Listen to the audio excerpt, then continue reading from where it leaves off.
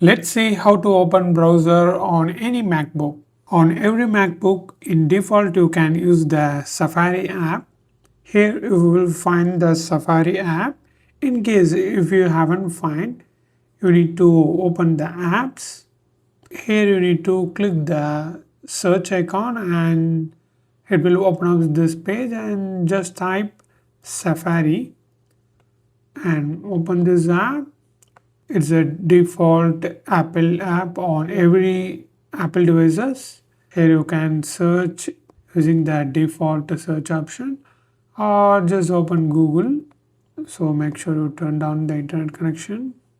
I just open Google and search wherever you would like. So this is one way. And the another way is you can download anything using this Safari, very useful. Same option, you need to open the same option and here you just type App Store. So it will open up the App Store and click the search bar and just type browser search and you will find a lot of browser. You can use DuckDuckGo, very useful. So you can use this DuckDuckGo app, just open and click this cloud icon. Then it will ask your Mac ID password, then it will install automatically. So it's very easy to use.